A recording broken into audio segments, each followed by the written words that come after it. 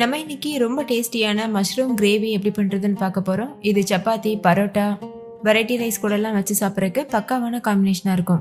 Hi friends, என் பேர் Abhi. Welcome to Indian recipes Tamil. வீடியோக்குள்ள போகிறதுக்கு முன்னாடி நம்ம சேனல் இந்தியன் ரெசிபீஸ் தமிழை சப்ஸ்கிரைப் பண்ணிக்கோங்க. கூடவே இருக்க பெல் சிம்பலையும் கிளிக் பண்ணிக்கோங்க.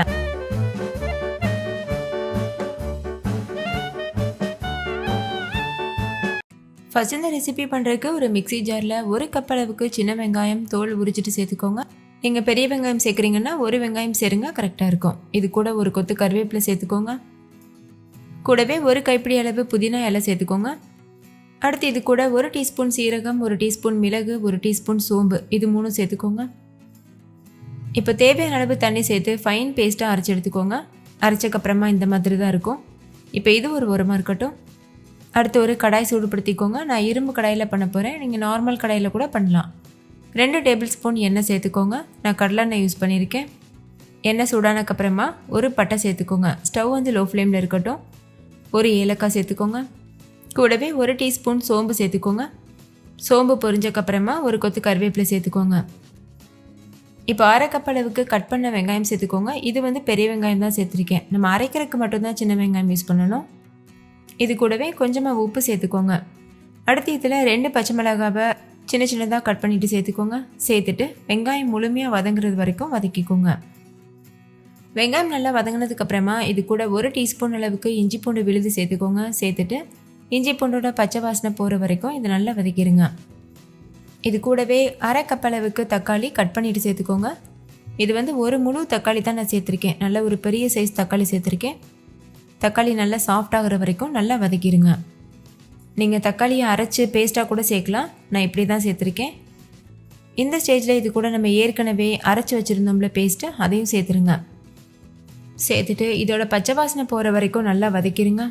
நம்ம இந்த பேஸ்ட் வந்து வதக்காமல் அப்படியே பச்சையாக தான் அரைச்சோம். அதனால் இந்த ஸ்டேஜில் இதை நல்லா வேக வச்சிடணும். ஸ்டவ்வை மீடியம் ஃப்ளேமில் வச்சுட்டு இடையிடையில் இந்த மாதிரி கலந்து விட்டுட்டே இருங்க. இப்போ பாருங்கள், நல்லா வதங்கிடுச்சு.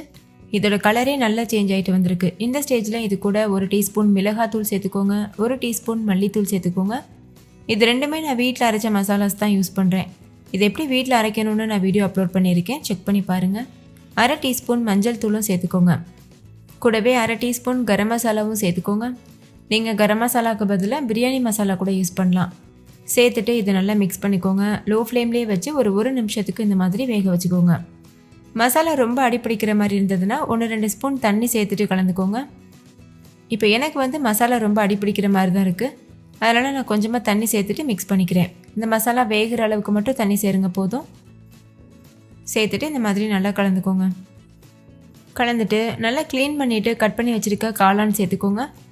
நான் ஒரு 1/4 கிலோ அளவு காளான் எடுத்திருக்கேன். நல்லா வாஷ் பண்ணிவிட்டு இந்த மாதிரி கட் பண்ணிவிட்டு எடுத்திருக்கேன். இப்போ இதையும் சேர்த்துட்டு நல்லா மிக்ஸ் பண்ணிடுங்க.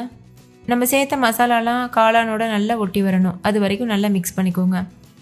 பொதுவாகவே காளான் நிறைய தண்ணி விட்டு வரும். அதனால் தண்ணி சேர்க்கும்போது பார்த்துட்டு சேர்த்துக்கோங்க.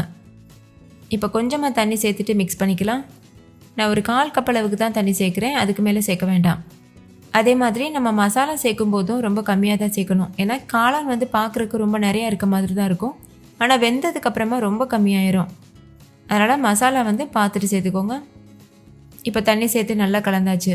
நல்லா கலந்துட்டு ஒரு கொதி வர வரைக்கும் வெயிட் பண்ணுங்கள். ஒரு கொதி வந்ததுக்கப்புறமா ஸ்டவ்வை லோ ஃப்ளேமில் வச்சுட்டு மூடிட்டு எண்ணெய் பிரிஞ்சு வர வரைக்கும் வெயிட் பண்ணுங்கள். காளான் வந்து சீக்கிரமாகவே வெந்துடும். காளான் வெந்துருச்சான்னு செக் பண்ணி பாருங்கள். இந்த ஸ்டேஜில் எனக்கு காளான் நல்லா வெந்துருச்சு. ஆனால் கொஞ்சம் தண்ணியாக இருக்க மாதிரி இருக்குது. ஹை ஃப்ளேமில் வச்சு நம்ம தண்ணி நல்லா வத்துறது வரைக்கும் நல்லா கொதிக்க வச்சுக்கலாம். இப்போ பாருங்கள், நல்லாவே திக்காக இருக்குது. இந்த ஸ்டேஜில் கொஞ்சமாக கொத்தமல்லி இலை கட் பண்ணிவிட்டு தூவிட்டு மூடி ஒரு நிமிஷத்துக்கு மட்டும் வேக வச்சுக்கோங்க போதும். இப்போ 1 நிமிஷம் ஆகியிருக்கு. நம்ம சேர்த்த எண்ணெயெல்லாம் பிரிஞ்சுட்டு அந்த கொத்தமல்லி வாசனையோட ரொம்ப கமக்கிற காளான் கிரேவி சூப்பராக தயாராக இருக்குது. நீங்களும் கண்டிப்பாக இதே மெத்தடில் ட்ரை பண்ணி பாருங்கள். வீட்டில் இருக்க எல்லோரும் என்ஜாய் பண்ணி சாப்பிடுவாங்க. இதோட டேஸ்ட் அப்படியே ரெஸ்டாரண்ட் சுவையில் ரொம்பவே அட்டகாசமாக இருக்கும். ஸோ மிஸ் பண்ணிடாமல் ட்ரை பண்ணி பாருங்கள். முக்கியமாக இது பராட்டா கூட, அதுக்கப்புறமா சப்பாத்தி, வெரைட்டி ரைஸ் கூடலாம் பக்காவான காம்பினேஷனாக இருக்கும். ஓகே ஃப்ரெண்ட்ஸ், இந்த வீடியோ உங்கள் எல்லாருக்கும் ரொம்ப பிடிச்சிருக்கும்னு நம்புகிறேன். பிடிச்சிருந்தா லைக் பண்ணுங்கள், உங்கள் ஃப்ரெண்ட்ஸ் கூட ஷேர் பண்ணுங்கள். நீங்களும் செஞ்சு பார்த்துட்டு கமெண்ட் பண்ணுங்கள். தேங்க்யூ, பாய்.